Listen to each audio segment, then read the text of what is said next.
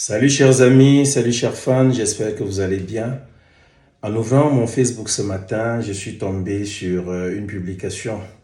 Voilà, une publication, je ne sais pas si elle vient véritablement de Balthazar ou non, mais l'important ici, c'est le fond. C'est ce qui est dit dans cette publication-là qui va nous intéresser. Une publication où Balthazar, voilà, Balthazar, vous le connaissez tous, l'homme aux 400 vidéos qui font sensation sur les réseaux sociaux, où Balthazar donc supplie sa femme.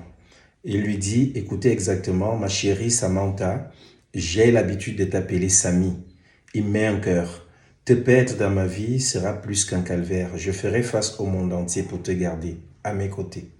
13 ans de mariage déjà, nous nous sommes promis pour le meilleur et le pire. Nous voici au pire. Au pire, histoire de notre amour. Ne permets pas que le monde nous sépare. Pense à nos 6 enfants. Là où je me retrouve, mon cœur est en miettes. Je préfère la mort que de te perdre pour toujours. Aucune femme sur terre n'est faite pour moi. C'est toi que le ciel a choisi pour moi. Ne me laisse pas tomber, s'il te plaît. Ceux qui me soutiennent, il interpelle ceux qui le soutiennent en disant, ceux qui me soutiennent, suppliez Samantha pour moi, je ne peux pas vivre sans elle. Alors, après avoir lu ce message et pensant véritablement qu'il vient de Balthazar, je suis allé lire quelques commentaires où la plupart des personnes se sont retrouvées en train de dire non, oh voilà, quand tu prenais la salive dans la bouche pour bien mouiller les 400 femmes, tu ne pensais pas à elle. Quand tu faisais ci, quand tu faisais ça, tu ne mérites pas le pardon, elle doit te quitter, elle doit te quitter. En fait, s'il y a 1000 messages, 995, 99 disent que cette femme mérite de quitter Balthazar. Soit on va accorder cela. Mais je vais poser une question simple. Avant toute prise de conscience, parce qu'aujourd'hui, beaucoup paraissent être des donneurs de leçons ou alors être des personnes qui n'ont jamais péché, qui n'ont jamais, n'est-ce pas, posé un acte quelconque qui va dans le sens contraire de la morale. Quand tout dépend même aussi ici de quel côté on se place quand on va parler de morale. Maintenant, je voudrais parler aux uns aux autres et poser une question à tout un chacun. Si toi, oui, toi qui me regardes en ce moment, essaie un peu de scruter ta vie, essaie un peu de te regarder. Ta vie sentimentale et pose-toi une question. T'est-il déjà arrivé un jour de faire une vidéo érotique pendant que tu faisais l'amour? T'est-il déjà arrivé un jour de faire une vidéo érotique pendant que tu faisais l'amour? Alors, au moment où tu fais cette vidéo érotique, je sors d'abord du cas Balthazar, parce que c'est pas la même chose. Mais maintenant, au moment où tu fais cette vidéo érotique et que tu es avec une femme, ou alors un partenaire ou une partenaire, et demain, vous vous êtes échangé peut-être cette vidéo et demain, cette relation vient à mourir, et que plus tard, cette vidéo se retrouve sur les réseaux sociaux. Ce n'est pas le cas de Balthazar, c'est différent. Maintenant, toi qui seras en train de faire cela à ce moment précis, est-ce que toi aussi tu n'as pas pu poser un acte? On va te juger parce que tu l'as fait. Balthazar, moi je dis Balthazar, certains le prennent pour un psychopathe. Oui, un malade sexuel. Mais si ce qui est dit plus loin est vérifié et est vrai, quand il se dit que ce monsieur vendait des vidéos, il faisait des vidéos et donc c'était carrément à l'opposé de son travail, il était un acteur pornographe qui vendait ses vidéos à une grosse firme américaine et il récoltait beaucoup d'argent. Et paraîtrait-il, ce sont les revenus qui provenaient de là qui ont fait en sorte que la BEAC s'interroge sur l'argent qui se déposait sur son compte et tout, parce que ça, on ne comprenait pas comment des sommes aussi faramineuses pouvaient arriver dans ses comptes et tout. Alors c'est à ce moment-là qu'interpellé, on pensait que c'était des malversations financières, peut-être des détournements publics, des détournements, parce que c'est un homme qui travaille à l'État et tout, peut-être il a de l'argent qu'il gère et tout, et qu'il détournait de l'argent. C'est plus loin qu'on s'en va découvrir plutôt que non. Le mec, il le fait plutôt autrement, il gagne son argent autrement. Alors, s'il gagne cet argent-là autrement, là, je vais poser une question à tous ceux qui disent aujourd'hui, non, il faut que Samantha le quitte. Oui, il a trahi Samantha. Mais plus loin, que faisait-il avec cet argent? Cet argent, il a épousé une femme. Cet argent-là, il faisait quoi de ça? Je pense qu'il nourrissait sa famille, il nourrissait sa Samantha. Oui, je le pense pertinemment aussi. Vous savez, le bonheur a un prix. Le bonheur a un prix à payer. Quand on veut vivre une certaine vie, un certain niveau de vie, on finit toujours par payer un prix. Le travail peut nous amener très haut, mais il y a des moyens dans la vie que certaines personnes, des chemins que certaines personnes empruntent et qui leur facilitent la vie. S'il est vrai ici qu'il s'est retrouvé en train de coucher avec toutes ces femmes, est-ce que ça tenait seulement à sa beauté? On parle des grosses influenceuses africaines qui sont impliquées dans cela. On les voit rouler, carros là et tout. On les voit rouler dans des grosses voitures. Elles sont là à gauche, à droite.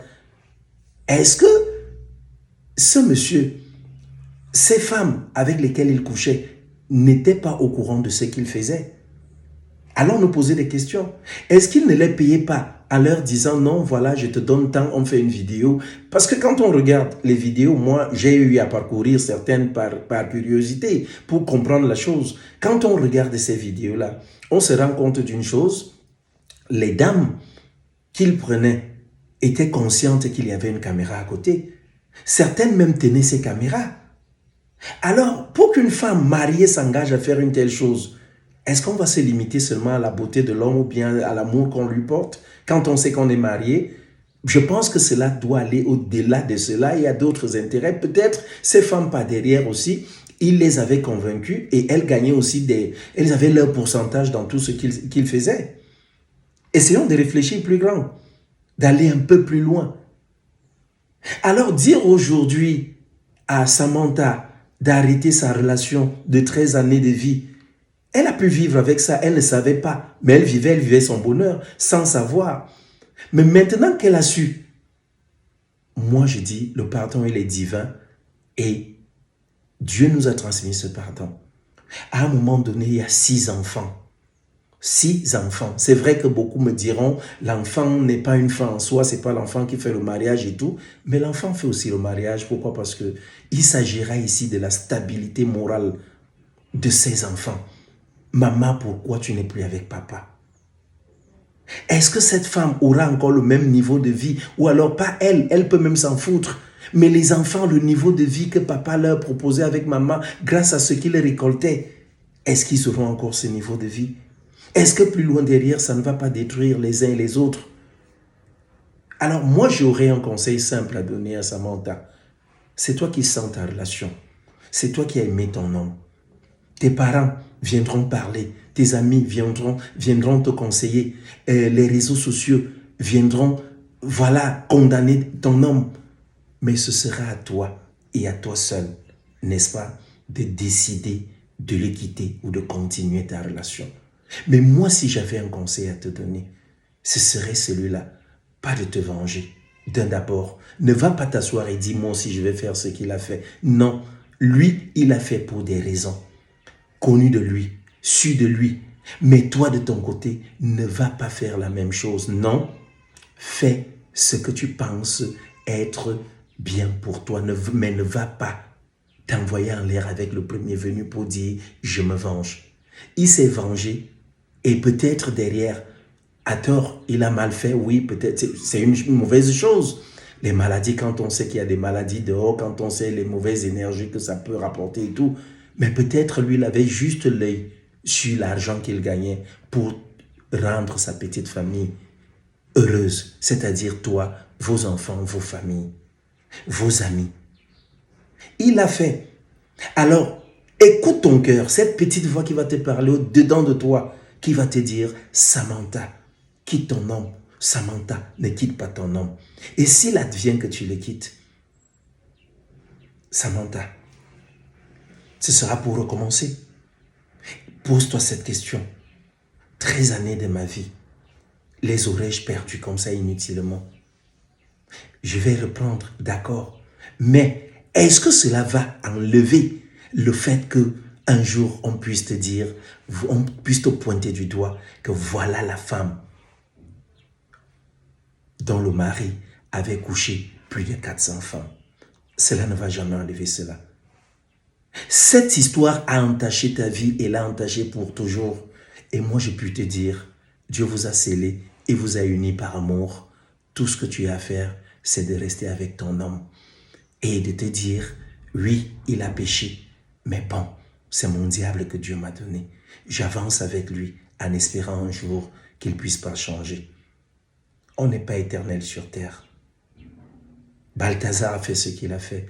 Mais je continuerai de le dire, nous avons tous des Balthazars. Et donc Balthazar, hommes et femmes dans nos maisons. Faisons attention. Plusieurs ont pris conscience déjà et se sont calmés. Mais avant de prendre conscience, combien de fois, toi qui me regardes, oui, toi qui m'écoutes en ce moment, combien de fois t'es-tu retrouvé en train d'aller avec un autre ou une autre alors que tu étais en relation? Parce qu'on ne t'a pas arrêté, parce que tu n'as pas été attrapé.